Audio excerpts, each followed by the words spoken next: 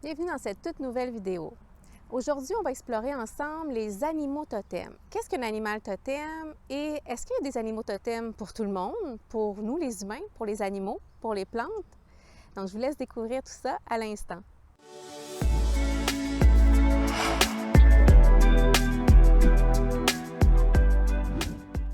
Donc, je m'appelle Liliane Beaulac, je suis communicatrice animalière, enseignante en communication avec la nature, énergéticienne pour animaux et auteure. Aujourd'hui, j'ai envie de vous parler de la magie des animaux totems. Les animaux totems, c'est quoi? En fait, c'est un égrégore, c'est une conscience qui appartient à un règne animal spécifique qui va être par exemple le lion, la girafe, l'éléphant, voire même un insecte comme le papillon ou la fourmi.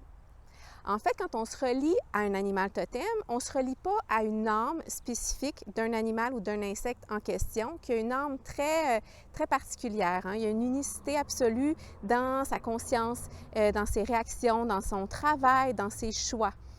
Donc, quand on se connecte avec l'animal totem, c'est pas tant avec la libellule qui est dehors à l'extérieur de chez moi avec laquelle je me connecte, mais avec ce qu'elle symbolise dans son essence la plus pure, qui est reliée finalement avec toutes les libellules qui existent à travers la planète. Donc, c'est très différent comme connexion. Ceux qui font de la communication animale savent que quand on fait une communication avec un insecte, un animal en particulier, bien, il y a des messages très précis sur ce que vit l'insecte ou l'animal, quel message il a à nous transmettre à nous dans la relation, dans l'échange qu'il y a entre nous. Donc, il peut y avoir une très grande justesse ou une précision dans un message. Donc, on accompagne un autre être vivant dans sa quête, dans son cheminement.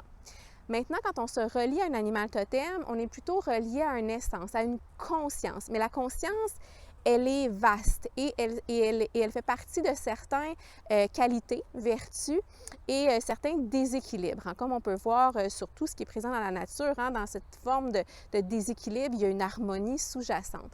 Donc, c'est ça qu'on va aller repérer, qu'on va aller chercher quand on se connecte avec un animal totem. Donc, l'animal totem va révéler une qualité d'une personne ou d'un déséquilibre à renforcer vers la qualité de l'animal totem. Maintenant, on parle beaucoup d'animaux totems pour les humains. Il y en a qui vont voir un oiseau, ils vont croiser un écureuil, ils vont avoir en rêve un éléphant. Donc, on s'entend que ce n'est pas nécessairement l'âme d'un éléphant particulier auquel il se relie, mais à l'égrégore de la conscience animale éléphant. Récemment, dans mes communications animales, j'ai eu la visite d'animaux totems. Et ça, c'est vraiment intéressant parce que les animaux eux-mêmes ont une conscience en élévation.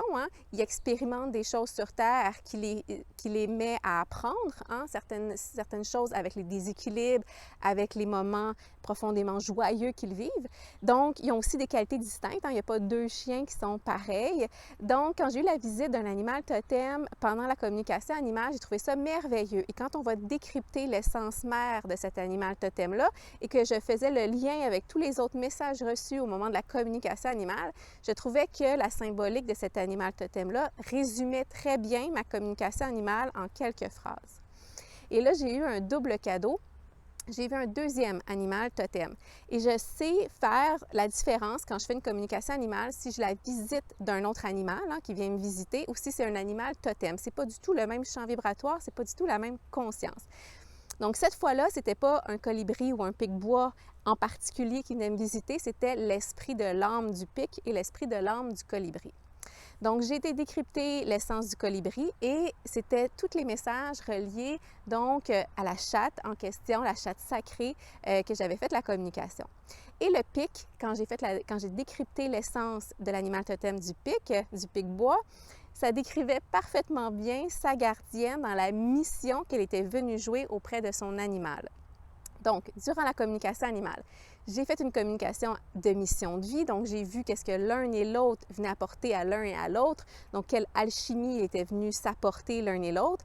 Et quand j'ai vu le colibri arriver, le pic arriver, que j'ai décrit l'essence du colibri, du pic, on a retrouvé l'essence de la chatte et de sa gardienne dans leur mission ensemble.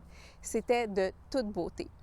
Donc, dans une prochaine vidéo, je vais vous inviter à faire une méditation pour vous connecter à l'animal totem que vous portez. Sachez que ça peut changer d'une journée à l'autre parce que c'est une fréquence, c'est une conscience, ce sont des qualités, des vertus. Donc, ça peut être en changement dépendamment de ce que vous vivez. Donc, je vous laisse avec ça, aller explorer quels sont les animaux qui apparaissent en vous, autour de vous, et tranquillement décrypter est-ce que c'est l'essence d'un animal qui vient me visiter ou au contraire, je suis avec l'esprit totem de cet animal-là. N'hésitez pas à vous abonner à ma chaîne pour recevoir toutes les nouvelles vidéos. Si vous êtes intéressé à suivre une formation en communication animale ou en communication avec la nature, vous êtes les bienvenus dans ma belle et grande communauté. Je vous invite à suivre le lien sous la vidéo. Moi, je vous dis à très bientôt. Au plaisir de vous lire dans les commentaires.